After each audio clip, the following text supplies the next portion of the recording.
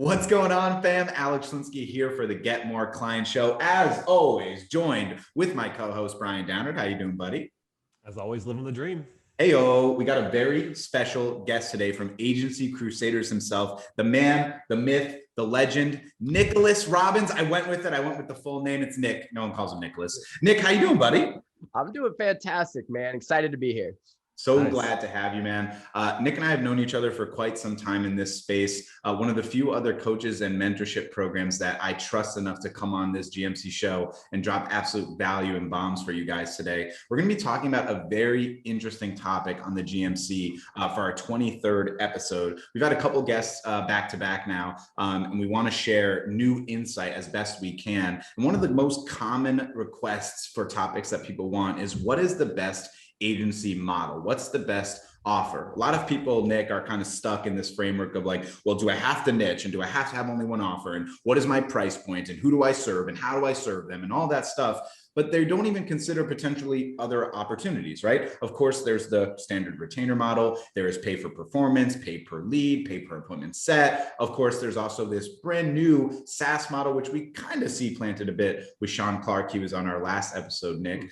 I'd love to know from your end, Nik. Obviously, you run two different companies, a marketing company and an agency coaching program. For you, what has been the best offer? What's the best retainer model? What's the best agency model? Absolutely. And to me, over the last, I would say 6 months, we've really shifted to everything being the offer I'm about to share, and it is absolutely selling like wildfire. So before I get in the offer, we all know that if you're running Facebook ads only, churn is a real problem. Regardless of what you were able to do, churn is an actual problem. I have spent 5 years trying to battle churn. My hair is gray because of churn. I have an in-house clinic director who ran an 8-figure clinic who directly coaches our clients, and some of them still don't get it.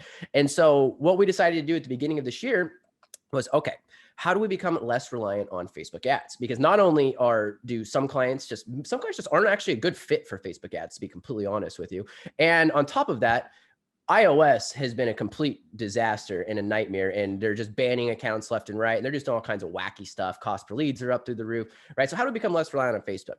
And after having a conversation with Sean Clark, actually, and I know he was just on the call last week, back in February, and he told me about GMB and the ability to connect your Google My Business and a new website chat offering. Everything, I just saw the future. I saw everything all at once when I saw the website chat plus the Google My Business plus the review. I'm like, this is it. And we need to put it all in one centralized communication platform where you can talk to each one of your potential prospects, no matter what platform they come from, whether that's Instagram or Google My Business or website chat, and you can track it all in one area. Because one of the biggest problems all businesses have is accountability, transparency. Where are their leads coming from? How are they being followed up?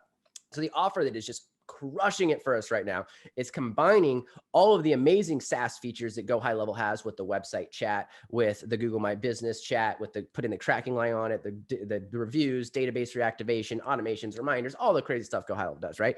But combining that with the high ticket services of Facebook ads, funnel build out, and now website design and SEO. And we are just closing deals like never before. And we're able to truly own and the client's front end of their business because we have everything in Go High Level. It's got all the clarity. So that's been crushing it for us. And so, yeah, I mean, we've been bringing on people left and right with that offer. Amazing.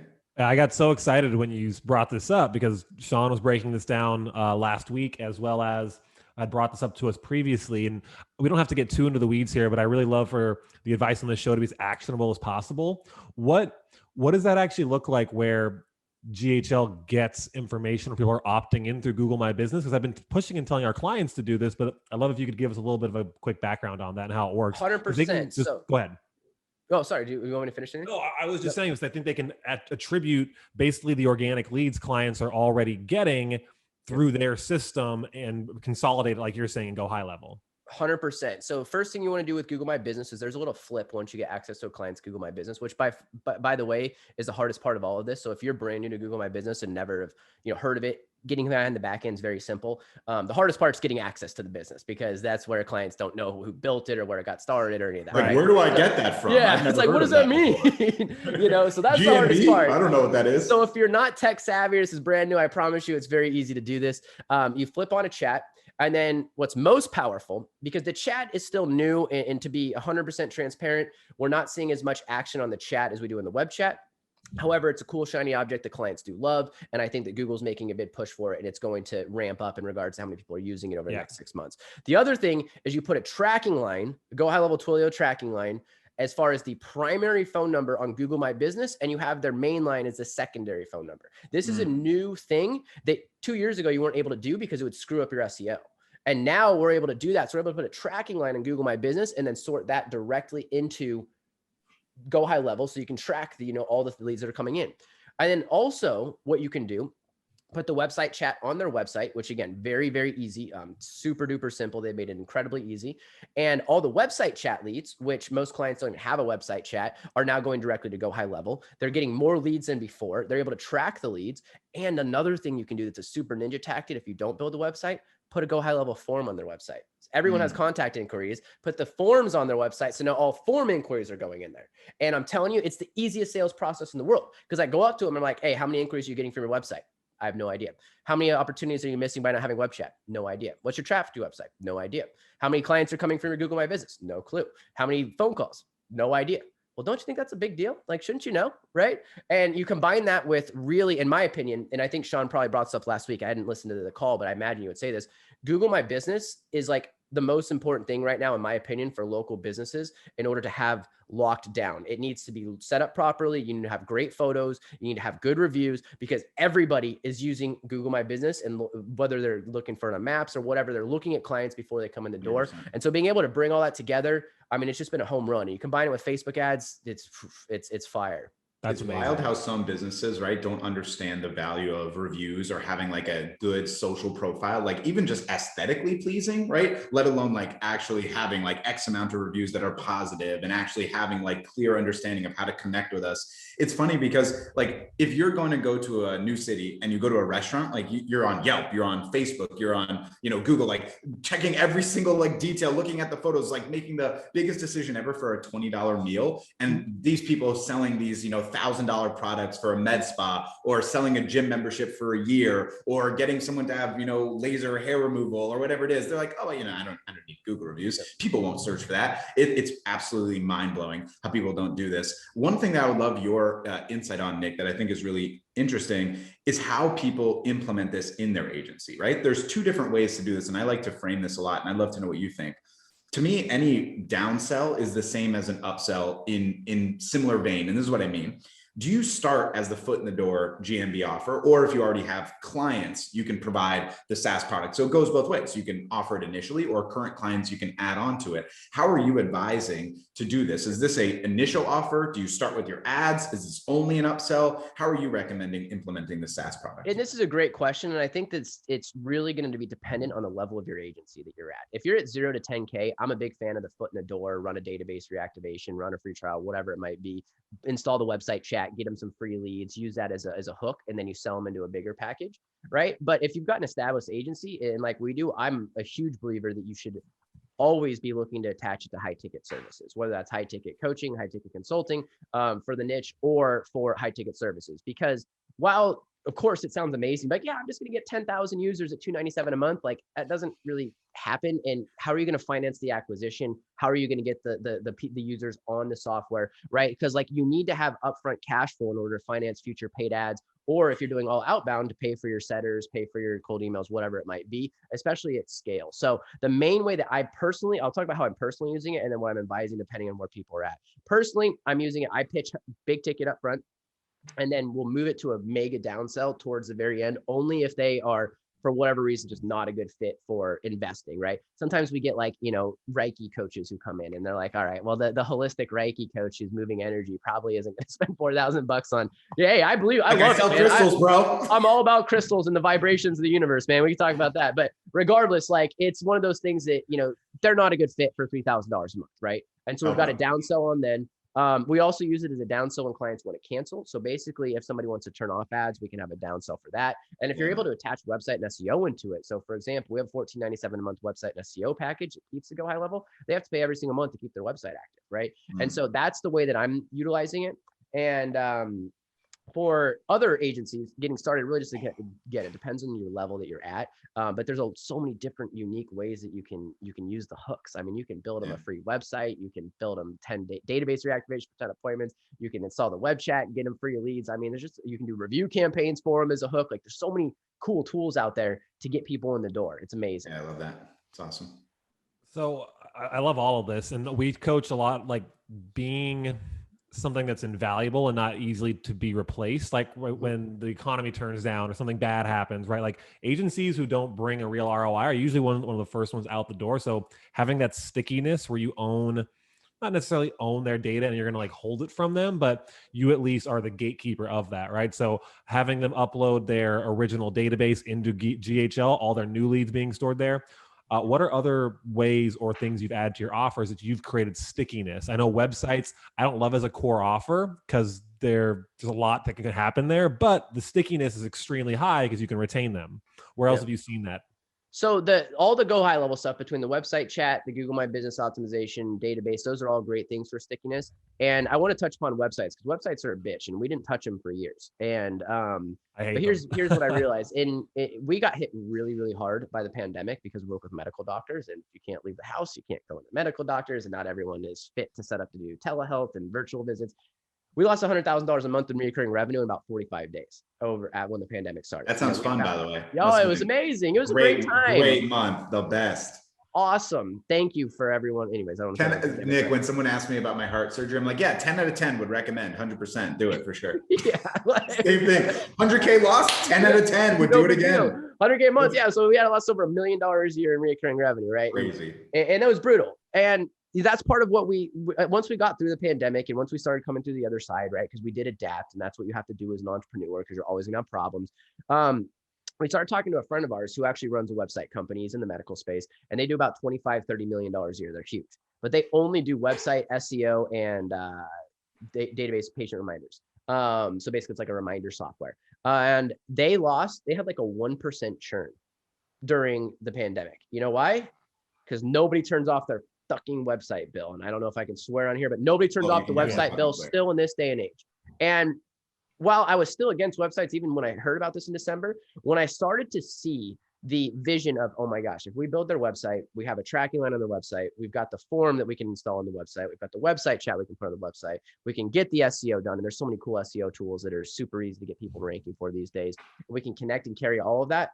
Like, now we've always got a downsell. And frankly, some people are better off focusing on Google and Google ads and just having light spend than they are Facebook, right? I talked about this before, and I never wanted to admit this to myself for years, but not every local business is capable of handling Facebook ads because it requires a sale, it requires a sales process. And so we need to have alternative packages to get to some of these folks. And that's what we built out that really helps with our stickiness. That, Brian, combined with having our consultant. We've had our consultant since 2019. The first 3 years in business, I had a 90-day retention like everybody else. We tripled our retention. We're 9.5 months right now at $21,000 LTV. As soon as I brought a consultant on to really help bridge the gap between the cold traffic and the lead. So that's helped dramatically as well. That's the awesome. Consultant was coaching and helping the clients better utilize their lead. Correct. We had a former client who's a clinic director of an 8-figure clinic. We actually were able to get him to come and work with us full time, and he does is coach our clients. Yeah, I want to touch on this for a second. There's so much value to what you're talking about. I think a lot of people in the agency space, even vets, by the way, even people that have been in it for 2, 4, 5, 10 years, even, I think a lot of people still think the only way to lose clients is only if bad results happen. A lot of people lose clients because you're too good, right? Mm-hmm. Meaning like you generate too many leads, so they need to pause. You give them too many case opportunities. They are overwhelmed. They need to pause. They don't have ability or want to scale or hire more people. That does happen when you're exceptional. Now, I would say, and I think you'd agree with me, Nick, those are definitely not the common reasons people cancel. That's probably the 80-20. That's the 20%. Really quick, I want to touch on this because it's super duper important. And this is something that took me years to learn. If you send too many leads to a front desk, especially in the medical industry, you're going to lose them because what's going to happen is the leads are not going to be followed up with. The staff's going to be overwhelmed. The doc's going to look at the amount of leads it's scheduled, say all the leads suck. He's going to create a negative mindset, and it creates a spiral that goes out of control. So we actually limit the amount of leads that we send to most of our clients. Now there's 10% of the market who crushes, and we can send them unlimited leads because they got a sales team, right? But for your average doctor, you send them more than 80 inquiries a month. You're asking for trouble. I used to think, if I just send them enough, they're going to trip and fall into a new patient, right? Not what happened. It ended up being bad for us. So we actually will throttle leads in order to, and they do better with them, right? And I know it sounds very counterintuitive, so I want to bring that up because I agree with you 100%, and I've watched the data very closely on this over the years. I'll share a very quick story on this because it's pretty funny. The first time I learned this was, I was still really new in the agency space. Maybe this was 7 years ago. One of my first clients was a local gym, like right next door to where I lived, called Monkey Fitness, I think it was. The Jungle, that's what it was called, The Jungle, in Vero Beach, Florida. And I went in person, like I prospected them in person. And you know, when you go in person, Nick, and you get the deal, it's like the best feeling in the world. You're like, oh, I'm a boss, right? So I think it was $1,500 a month. We did a month of service. I came in after the month and I'm like, look, we got you whatever amount of leads. I think it was like 500. It was a crazy amount for a local small place. And they're like, yeah, we want to cancel. I'm like, what? How? Like, I killed it. I did amazing. They're like, yeah, but none of these people became clients. There was too many leads. I couldn't follow up with them. They didn't really want it, blah, blah. And that was the first time that I realized, like, oh, right. There's like more than just like leads. They need opportunities. They need to have the appropriate, like actual KPI they want, more money in the door, et cetera. I think that's key. Brian, you had a question? Yeah, I love we kind of brushed over this really quickly, but you mentioned you also have a downsell for if they want to cancel, something we've been discussing with our own coaching program as well. What does that look like in your agency though? Yeah, so it's basically $497 a month. So they've got two downsells, right? If they're the Facebook ads so we have got multiple tiers, right? So we've got our big package, we call it the full money. You know, we don't call it our team doesn't like saying that to our clients. So we call it the deluxe package to our clients. I like it. I'm like, it's the full money, baby. You know, so that's where we've got Facebook ads, website, SEO, everything. We got our first downsell is turn off Facebook ads, right? And so we've got website, SEO, GMB, all the SaaS deliverables that come from the Go High Level platform. And we've got a third downsell where they get the Go High Level platform, the centralized communication, once a month database reactivation, ongoing review campaigns for $497, but they don't have the website and SEO anymore.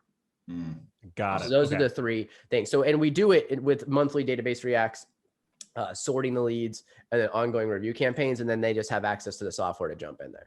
So I want to step out now from SaaS for a second. So we've talked about how this could be a better offer, either as an add-on or foot in the door for people that are offering, regardless, PPL, pay for performance, or retainer. I want to talk about the agency model as a whole, right? Obviously, Nick, you are fully aware, you've been in this game for a long time. The proliferation of marketing agencies has grown significantly. And it's a good reminder always on the Get More Clients show that there's always significantly more local businesses than there are agencies trying to get those local businesses. Because I think inside the bubble, you think, oh my God, there's too much competition. I can't make this happen. You can still make this happen. It's not too late. There is something though that I didn't necessarily anticipate, Nick, in the industry that I'm seeing to start happen right now. And I want to know if you've had any experience with this or have considered it.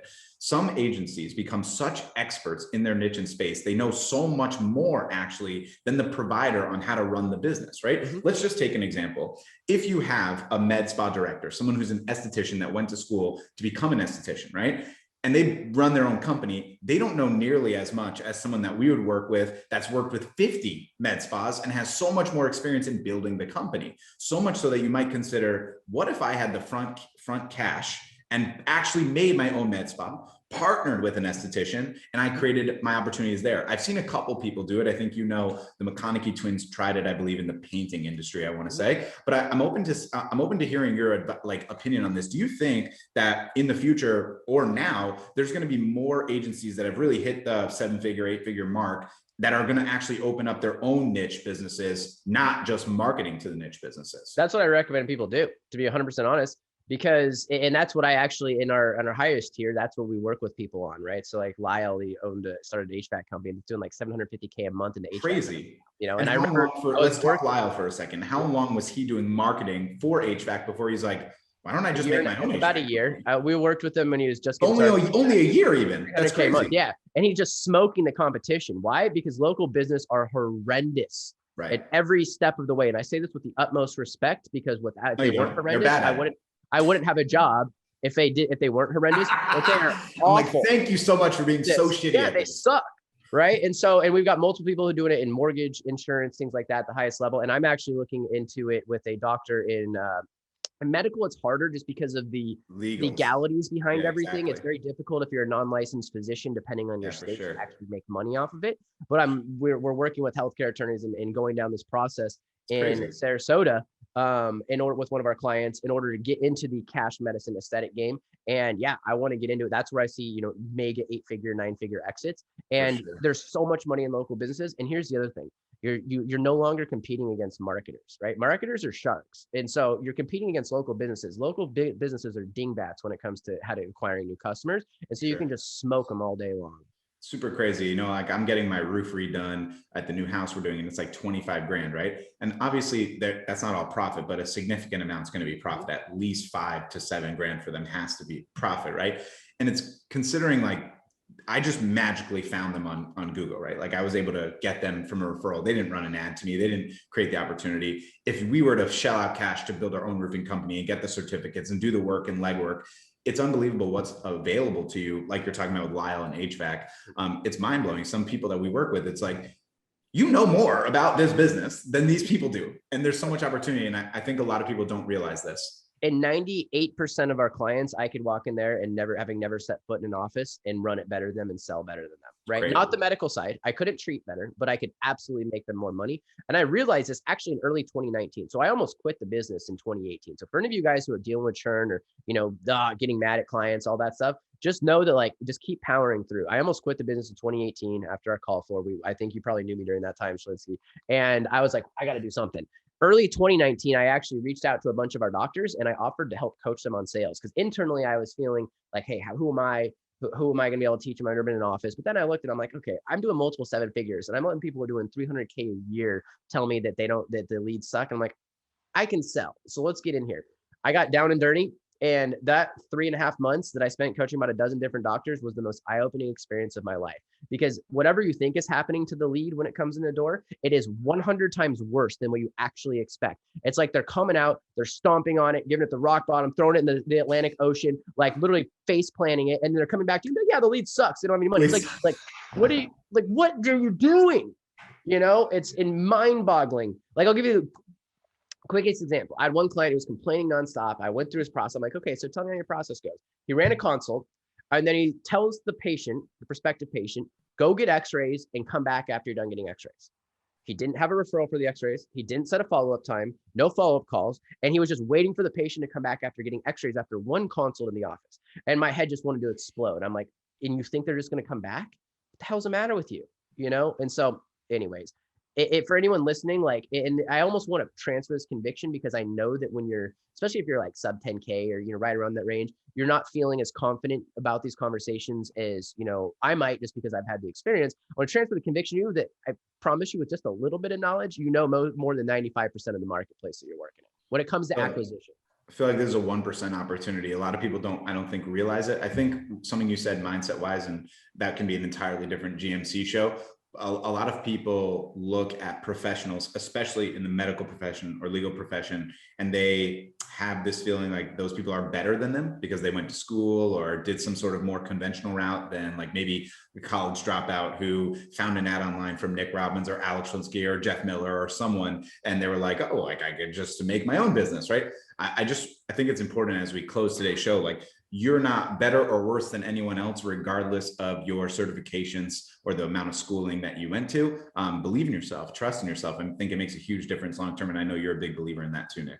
Massive. Self-belief and self-conviction is one of the most important things. And it's something that's cultivated, it's created from within, and it can be practiced. And huge believer in that. And it's something that, it's really important that you have as you walk in today's world. Just the biggest thing that I will say is there's 7.5 billion people on this planet.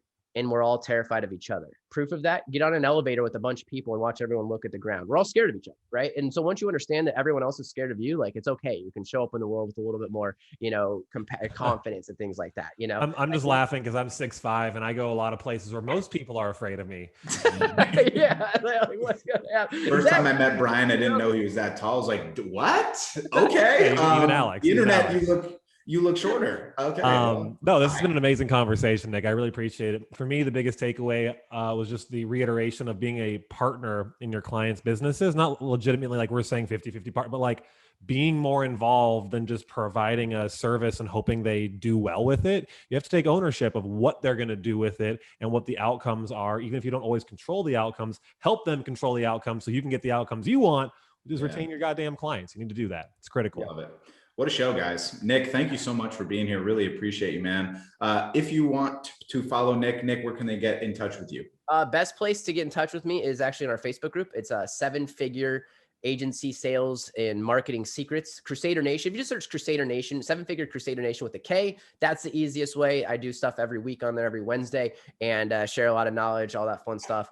And the last thing I'll say is, guys, just have belief, get after it. There's never been a better opportunity. Don't worry about saturation. Saturation's a good thing. Trust me. The problem of local businesses getting new clients is not solved. So that means there's opportunity for us to go out there and solve that problem. I love it.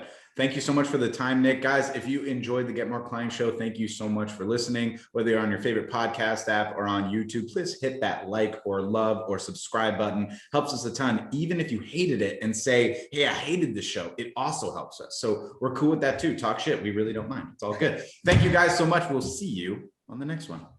See you guys.